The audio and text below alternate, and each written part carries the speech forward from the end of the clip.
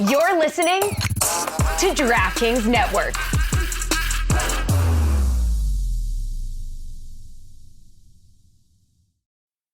Now's a good time to remember where the story of tequila started. In 1795, the first tequila distillery was opened by the Cuervo family.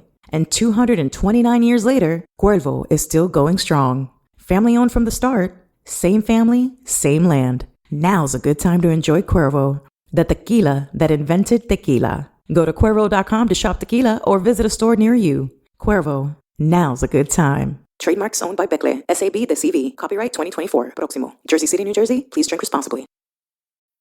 This episode is brought to you by Bumble. So, you want to find someone you're compatible with, specifically someone who's ready for a serious connection, totally open to having kids in the future, is a tall, rock-climbing Libra, and loves rom-coms with vegan pizzas on Tuesdays just as much as you do. Bumble knows that you know exactly what's right for you. So whatever it is you're looking for, Bumble's features can help you find it. Date now on Bumble. This is the Dan Batard Show with the Stugotz podcast.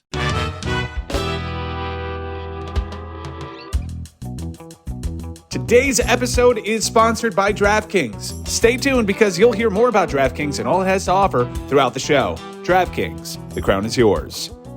I really do enjoy the way that the money is pouring into what used to be amateur sports and NIL and the chaos that it is causing. Over the weekend, Jack Gohlke, I think we all discovered him at the same time, plays for Oakland, comes in off the bench, does nothing but shoot. He makes 10 threes on 3 dribbles.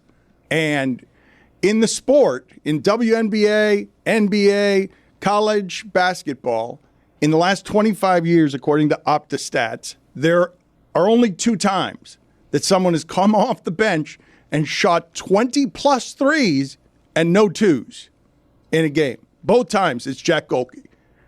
And TurboTax decided to capitalize on this so immediately because they were afraid that Gohlke would immediately get eliminated, which he did. Yeah.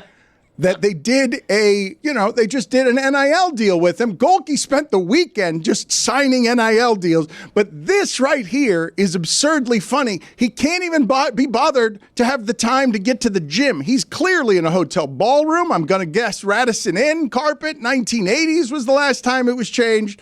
And here we go. Jack Gohlke just doing a commercial for TurboTax. Me and my team got to the next round by making all our moves count. Just like TurboTax, who makes all your off-court moves count this tax season. I mean, come on. Come on. That's right, Billy. That's the correct response. Well, he hit the ceiling. Dribbling on carpet. He's in a hotel ballroom. He's dribbling on carpet. Yet you at least got to give TurboTax their money's worth by going to a gym. Have there been advances in anything less than in carpet? Like, what was the last carpet advance? I'm going to guess easier to clean. I know there are very expensive kinds of rugs, so... Oh, but look, they've taped down, like, if you look, they taped down a three-point line on the carpet. Look, there's a white tape three-point line on that video. Now that's production value. That he's running around to shoot. Look, watch him. And there's actually a white court also. Look, they made a court out of tape on that carpet. Looks like he's in a gym. Yeah. It does not look like he's in a gym. Mike Ryan found all of the basketball middling. He called it March Midness. I will say that the NCAA tournament has never been about good basketball. It's just about, hey, please give me some close basketball. Because maybe when you're going back to the time of Tim Duncan and someone like Tim Duncan will play for 4 years. But now the basketball, what you're watching is basically being able to bet. You saw the numbers. I've told you before that I don't trust the ratings on anything, but the numbers being distributed suggest that more people watch the average game in the first round than ever have. 8.3 million per game. 8.3 million is what the numbers are that they're giving you, and it's just because it's action. It's a good year to have the take that March Madness isn't exactly what people hype it up to be, because March, as you mentioned, it's about moments. And there haven't really been moments. You had a crazy 3 to end regulation last night. You basically had good games to start the experience on your Friday and one solid one to end your experience, but a whole lot of bad basketball and not a lot of memorable results. It is just the 5th time in history that all 1 and 2 seeds have advanced to the Sweet 16, so you haven't had real signature upsets. The darling Cinderellas are pretty much gone by now, so it hasn't been a great tournament by any real stretch of the imagination. I think it's been a return to the norm. I mean, last year you had 3 outliers in the men's Final Four, and that's not, you can't count on that happening. And now, for me, the NCAA tournament is something I really pay attention to now when it's at the Sweet 16. And there are no real Cinderellas left, unless you count NC State as an 11 seed. And on the women's side, there's no real Cinderella. That's the Cinderella fallacy, I call it. We love Cinderella. You do. We love Cinderella. You have a name for it. Yeah, and you got to capitalize the F as well. The Cinderella fallacy is that's why we all love March Madness so much. We're enthralled with the brackets because when Oakland beats Kentucky, oh my God, we're apoplectic with joy, knowing that Oakland's going to lose in the next game and that Jack Gohlke, who looks like he's 38 years old, is going to disappear after cashing on NIL, and we'll never hear from him again. He's not going to disappear. I'm going to remember this. I'm going to know where I was when I saw this commercial for Jack Gohlke in a ballroom. What hotel do you imagine that is? Because Radisson. The carpet is giving off something, right? That carpet, burgundy. It doesn't feel like a new design. It feels like a carpet that has been there for at least 2 decades. Yeah, it smells, that carpet. I don't know if it smells. Yeah. I can smell it through the TV. It's bad. It's been there since the 1960s, that carpet. And that design, what is that, a paisley design? I don't know what I'm looking at there. Is that a flame? What is that that we're seeing? It's crazy. I do miss March Madness creating stars. Jack Gohlke, there's usually like 2 or 3 of Jack Gohlke, and this year, at least on the men's side, there isn't. On the women's side of the bracket, there are names establishing themselves like Audie Crooks and whatnot, but that's because generally the audience is less familiar with them. But it's been pretty chalky on both brackets, both the men's and women's, and it's been disappointing. I feel like your enthusiasm, Mike, would be a little different if there was a certain blue blood team in the tournament. Yeah, no doubt. But they were also upsetting teams. Yeah. They were a lower seed last year, both the men's and women's, and they upset top seeds on their way to March, on their way to the Final Four, and that's what March is supposed to be about, at least to me.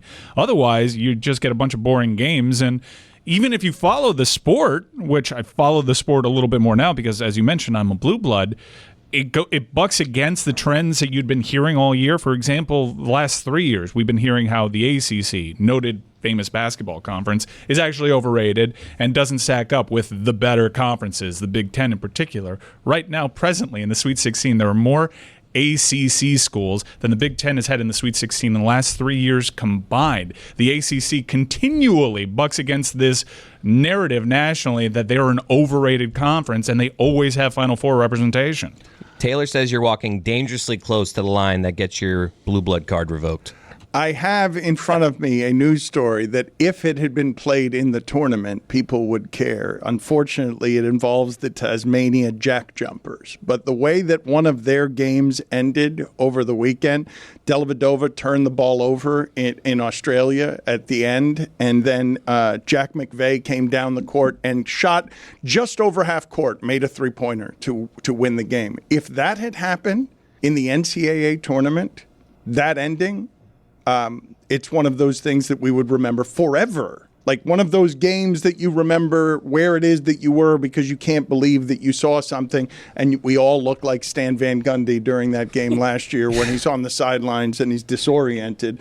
But unfortunately, it involved Tasmania. But if it had been in the tournament and it had been if Tasmania had advanced on a half-court three toward the buzzer, we'd be talking about it. But those games this weekend weren't any good. And Zach Eaty doesn't have any actual enemies.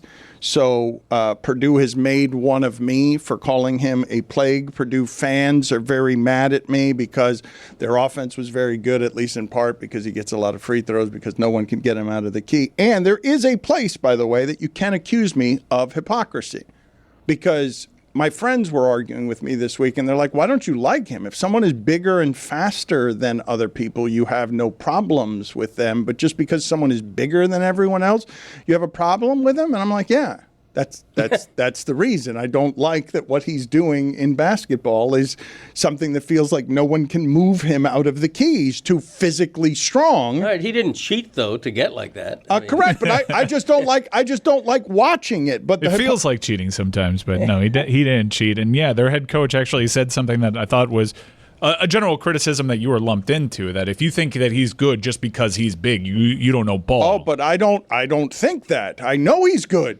And it's not just because he's big. He's got a skill set, but the fact that he's stronger than everybody is the reason that he's able to get where he wants in the key, and they have to foul him. But the hypocrisy that I'm guilty of is that I enjoyed watching this weekend Audi Crooks of Iowa State, even though she's stronger than everybody physically. But I love the heavier basketball player. I've always loved the heavy basketball player. And the hypocrisy that you've caught me in is I'd be totally fine with Zach Eaty if he was 150 more pounds and flabby. Yeah. If it was more body fat, I would love him. Yeah. Like it has nothing to do with the fact that he's stronger than everybody. It's everything to do with that he's proportional. Yeah, that's right. Yeah. If he were 150 pounds heavier, I would be rooting for him, and if he was like Big Baby Robinson but 7'5". Big Baby Davis? Big Baby Davis, excuse me. We all love the large, out-of-shape athlete. We love the defensive tackle returning a fumble. Same theory there. Yeah, this has been a good year to have the take that March Madness is overrated. That take stands up against like more memorable March Madnesses where you do have those moments. I think that you go through a lot, you sift through it, as we made the minor analogy last week, and you get a couple of good nuggets. This year, my take is really aging well just because there hasn't been that. We're all just still trying to chase the ghost of Jack Gohlke. All right, but can you guys help me with this part? Because I do feel part of this is simply packaging and nostalgia. This is minor league basketball. These are human beings who are learning how to play basketball. Some of them are very young and they're going to school for 1 year to learn how to play basketball. I'm not interested in the G League either, but if you make it in March, give me giant stakes and tell me at every turn that everybody's going to be watching and we can bet all day and everyone's going to be caring, I might be more interested. Let's go ahead and play that video from Australia so you could see what it is that I'm talking about. This is Matthew Dellavedova inbounding the ball, and he throws it away, and here we go. We're going down the court. Imagine this at the end of March Madness and at the end of one of the games. One of the games. Nice. Totally absurd from half court, making a game winner from half court. I believe what you're watching is minor league basketball. And we care about it just because we put stakes on it. I shouldn't say just. You put regional identity on it, too. I saw Jim Nantz in the crowd yesterday. Those are pros. If you stack that Australian team with Dellavedova in there, I'd imagine they'd perform admirably against the NCAA lot. Yes, they would. Agreed. The point that I was simply making is that much of it is a made-for-television contrivance, that we care about it because we're grandfathering it in from another time, but it's something that's always fascinating to me. We care deeply about minor league sports in this country. We care deeply about the regional identity that we get from our town being shown nationally, and I can puff out my regional pride.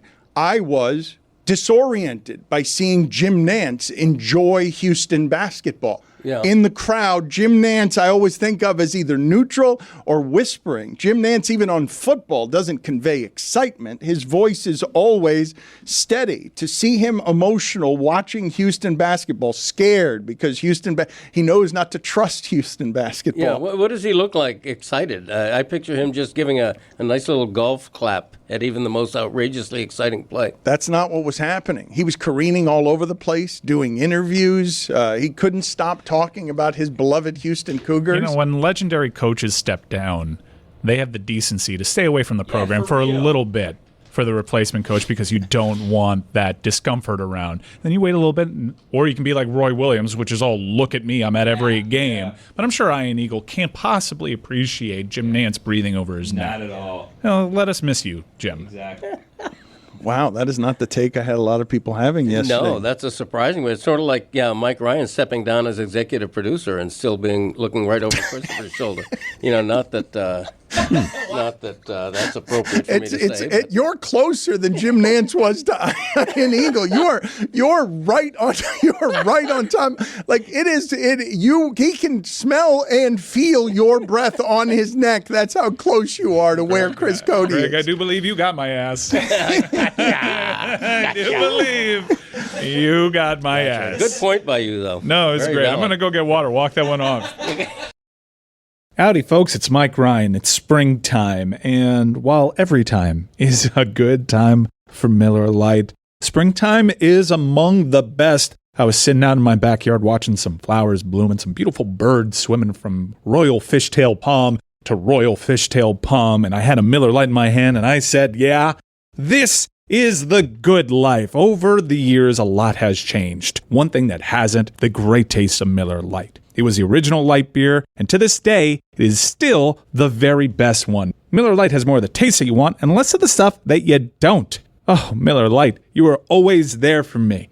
I thank the heavens for you every time I'm sitting on my back patio and I take a sip.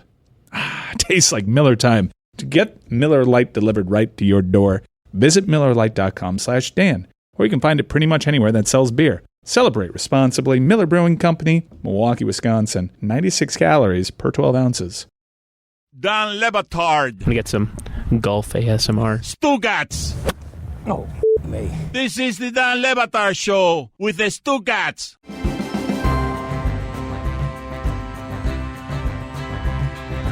Does it make you question if Nantz has always had this bias?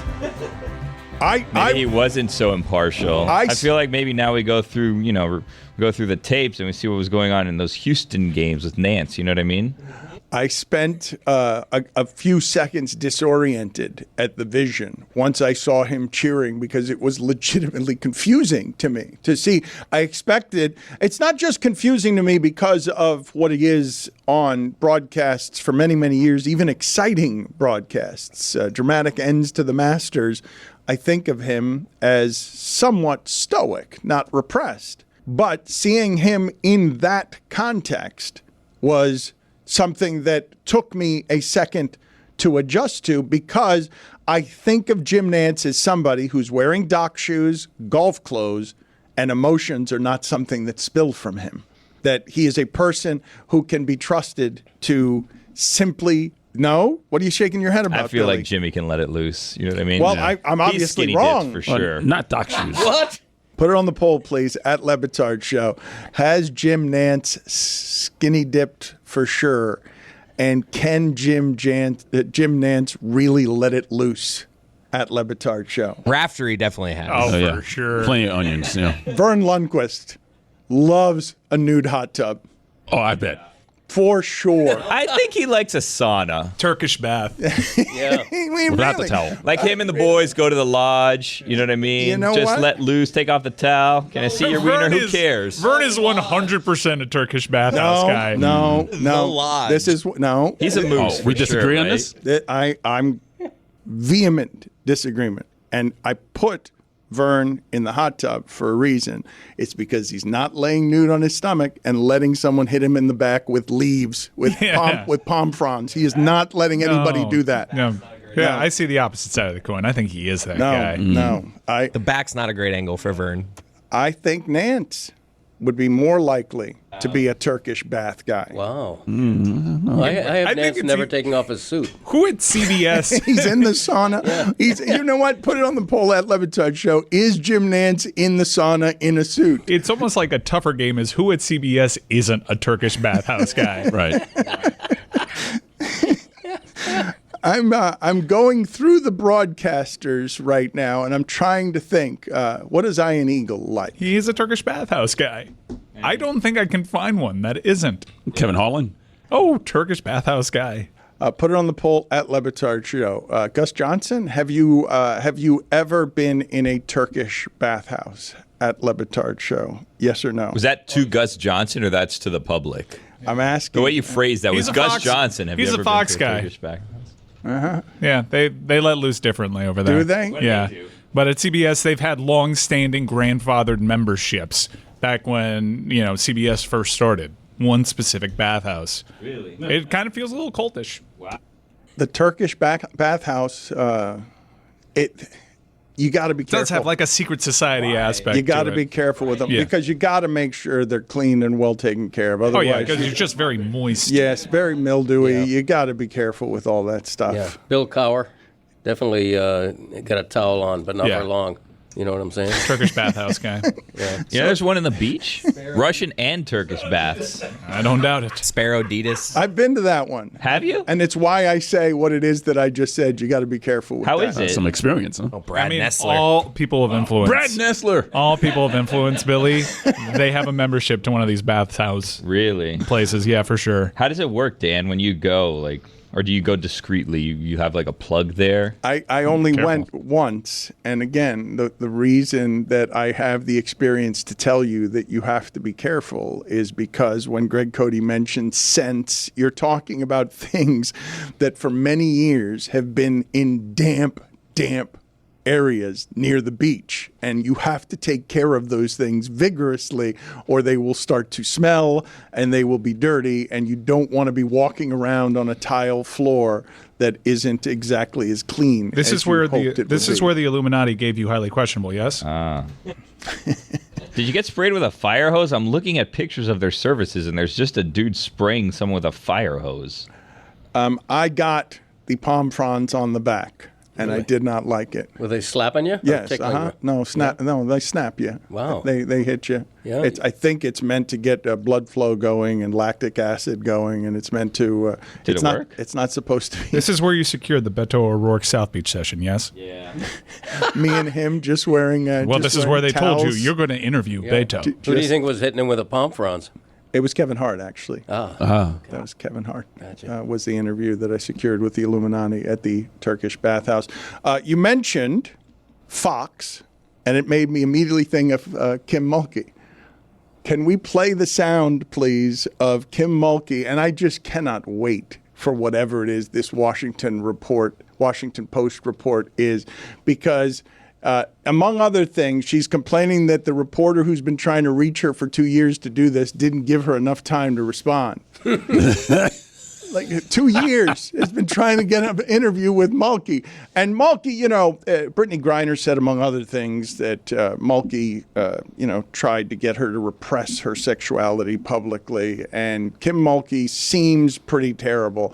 And the reason she's in big trouble here isn't the voice. It's because she didn't wear one of those ridiculous outfits this time to this press conference where she's got a 2-minute response to a Washington Post story that she's alerting us all to, doing great publicity for the Washington Post because we all want to see what this story is going to say.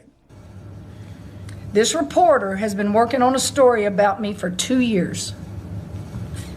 After 2 years of trying to get me to sit with him for an interview, he contacts LSU on Tuesday as we were getting ready for the first round game of this tournament with more than a dozen questions, demanding a response by Thursday, right before we're scheduled to tip off.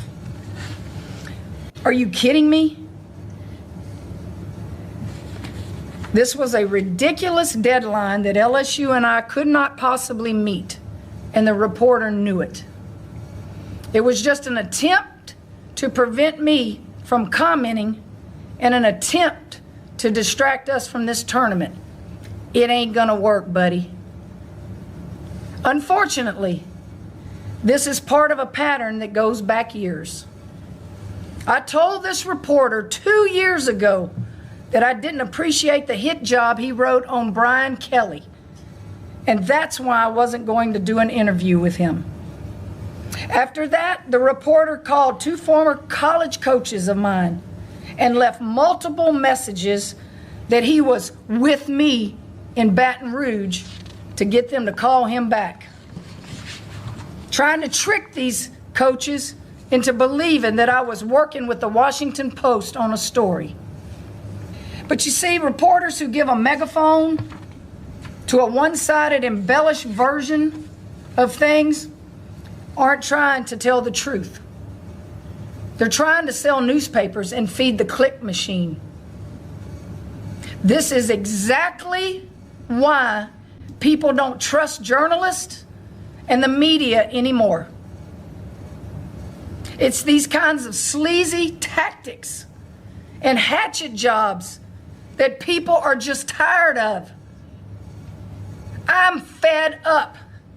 I've hired the best defamation law firm in the country, and I will sue the Washington Post if they publish a false story about me. Juju, put it on the poll, please. Does Kim Mulkey sound like Marlboro Reds? The click machine, what does that look like? The click machine. I know it very well. That's why I was asking. Yeah, it's amorphous. You know, it's more of an invisible dinosaur that's out there and gnarling and growling and threatening. But that woman is terrified of the truth. Oh. She is terrified of what he's about to write because she knows it's going to be truthful. Does she have a sister? It ain't gonna work, buddy. Oh. Can I ask you guys a question about journalism? Let Baby Z shoot a shot. When you're working on a story for 2 years, are you doing anything else? Because that seems like a racket. Yeah, it is. Like, you got that Mulkey thing? Nah, a little more time, boss. It's been 2 years dragging this out on salary. Really? I'm aiming putting nothing out. 2026 is my target date. Starting is everything when it comes to fitness. Peloton helps you start no matter what level you're at. Wherever you're starting, there's thousands of classes to get you moving. Whether that's beginners or advanced rides, feel-good live DJ rides, or artist-themed rides, they've got something for you. Peloton bike instructors keep you motivated from day one. They'll show you the basics, help take the guesswork out of your workout, and encourage you to build from there. And now with Peloton Entertainment, you can keep moving and watch your favorite TV shows and live sports as you ride. Perfect for those days when you don't want to miss a thing. And if you don't have a bike, take a dance class, take a core class, take Pilates, take a stretching class, start a program with Andy, do a core program with Emma. You can do it all at Peloton. You can get a Peloton row, and you're not even going to get wet because it's inside your own house without water. How'd they do it? I don't know. Wherever you're starting, get moving with a Peloton bike or Bike Plus rental at onepeloton.com/bike rentals. Terms apply. Dan Le Batard. Many of you, by the way, are writing in and you're saying, Dan, quit being so mean to co-hosts that you always deem incompetent. That's the formula, man. Me being mean to the co-host is what allows Stugotz to take a very wealthy vacation right now. Stugotz. It's a winning position for everyone but me. Have you guys not figured this out yet? That's the whole thing, is me being rotten straight man as everyone else gets to be incompetent, and I yell at them for being incompetent. And here's the miracle of it. It's the magic elixir. Bad, which is the only thing Greg Cote can be, becomes good and lovable. And it's because standing next to obnoxious, strident me makes everyone look that way. Yeah, and the brush with death helped. Yeah, that was planned by me. The whole thing was contrived. This is the Dan Le Batard Show with the Stugotz.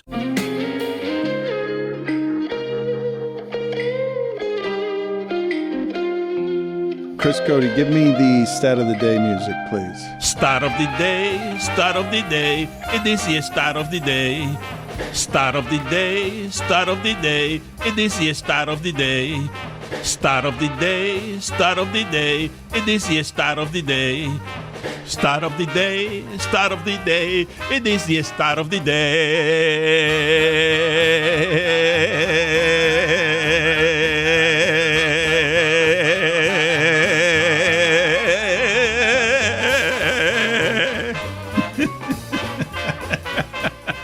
This is from College Sports Only.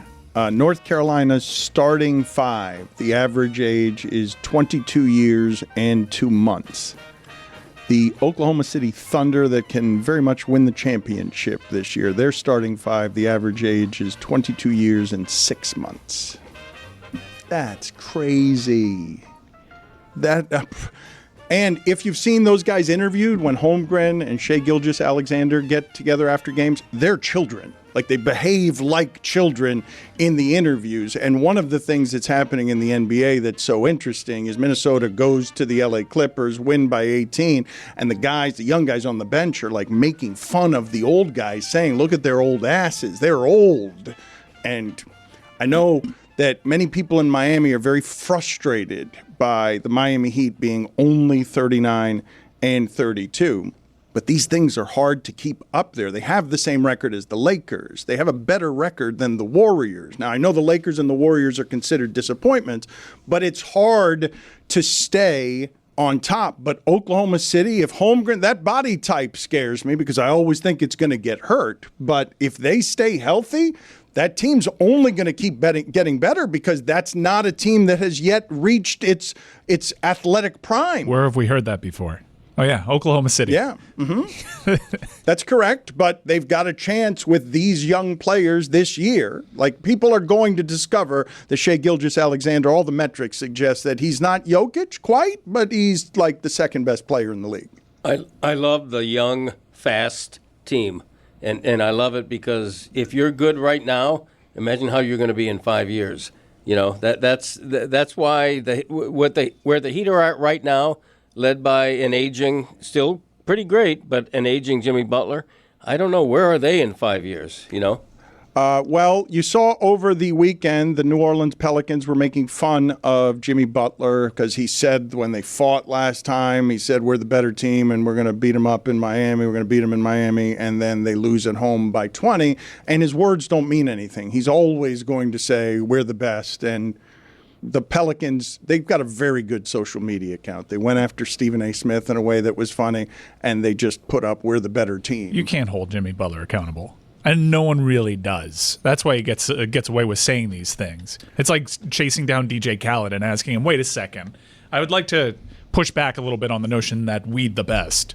Well, but it's the whole Heat culture thing. That ridiculous saying they have where we're the best, we're the most determined, we're the strongest. That's not how it goes. Okay, well, whatever it is, it works great when you're winning. Can you keep going? When you're dominating. Keep going, though. Let's see. Okay. It's fair what you're saying, that we don't have to like the saying. I still want our group to find for me something, especially as we head into these playoffs, that electric shocks people who say the word culture. That something that because I don't want to annoy the audience any more than we already annoy the audience with all of this. Okay, but the Heat has owned that, and they put a capital letter on the C. And all I'm saying is Heat culture, and there's a big long phrase for all the things they're the best at. It's great when you're dominating, when you have the big three. When you're struggling to avoid the play-in tournament, it doesn't sound quite as useful. Do you want to give us the saying that as you think it is? The Miami Heat, according to Pat Riley, and he's used this before. He actually said this, I think, about the Knicks and the Lakers. But what's the saying? Okay, best conditioned, hardest working, strongest, most diligent, most thoughtful. I don't know. No, not thoughtful. Scariest. I'm running out of adjectives here. I don't uniforms. know. Yeah, most uniforms would be perfect. Most full of shit. I don't know. Wait a minute now. I'm just kidding. It's Get just him. a joke. I would say that embedded in that I believe word for word motto that Greg Cote rattled off is, wouldn't caring about the regular season fall in line with that? wouldn't sludging through work smarter, not harder. Shit, actually, they say hardest working. Hardest working. Yeah. Wouldn't sludging through and hitting your stride when everyone else is bored with the season, like, wouldn't that be part of Heat culture? We were talking earlier in the show about age, and I want to just show some pictures here to some people and get some reactions here. I'm going to begin with Jackie Chan at 70 years old. Jackie Chan did his own stunts for a long time. Jackie Chan was an amazing action star. Mike Ryan has claimed that Mission Impossible, the penultimate one, is the greatest action movie that we've seen in many, many years. Monkey Man is now considered something that is coming in April with Jordan Peele at the helm, and it's said to be one of the great action movies. How do we feel about how Jackie Chan looks right there at 70? 70 years old. It's how he should look. It's how a 70-year-old would look. Yeah, he looks good. You always got to avoid overhead lighting. That's that is a speaking engagement, stage lit. That is not a winning proposition. He looks like Woody Allen. Okay, that's not what Jackie Chan was going for at 70. When Roy says that he looks good, though, at 70, he doesn't look like a couple of other people I'm going to show you here. I'm going to show you right now the 60-year-old Lenny Kravitz. Lenny Kravitz has been taking very good care of himself. That's crazy. That's Ozempic right there. Ozempic. He's diabetic.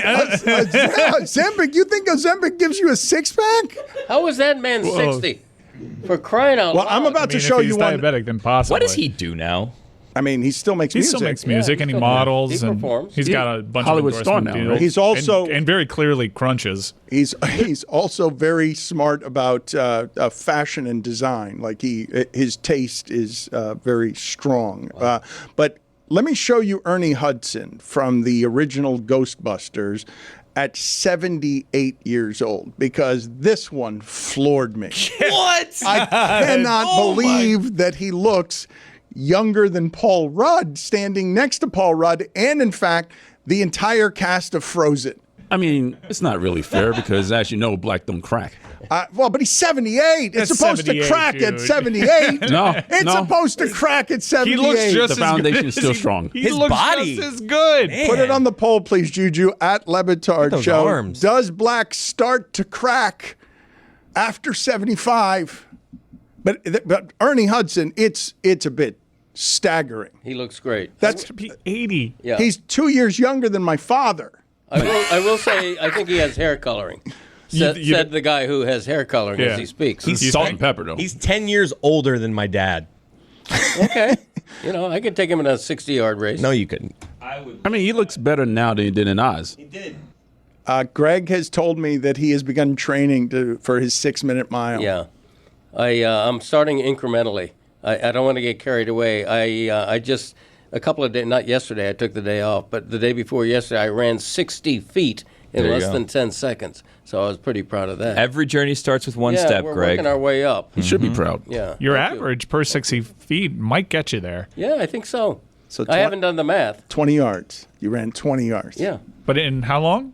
Under 10 seconds. So if you project that, he has a shot, is what I'm saying. Yeah, I wasn't even breaking a sweat. And that was first day. Right. I was eating a Dove bar while doing it, like Bill Parcells on a treadmill. And yesterday was a rest day, which is all premier athletes. They sometimes forget how crucial the rest day is to the body. Rest day really makes the difference. It's all figured out. It's a plan.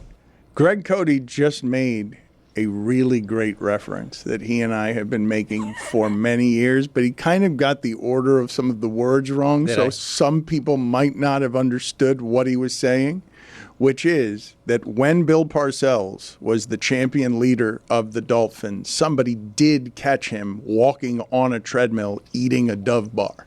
Love it. That's multitasking. That's a thing that actually happened. I want to play for everybody here some sound. Speaking of action movies, Mike and I vigorously disagree on the latest incarnation of Roadhouse. It was not very good, but Conor McGregor and Jake Gyllenhaal have been making the rounds as It's like a Jake Gyllenhaal. Yeah. Jake Gyllenhaal. I think Jake Gyllenhaal decided to do this only because he wanted to get fit and go to tropical places. This was not done in Key West. It was meant to look like it was done in Key West, but it was not done in Key West. That didn't look like Lower Metacombie to you? That looked like Lower Metacombie to me. That was either the Dominican or Guatemala. I couldn't tell, and I haven't looked it up.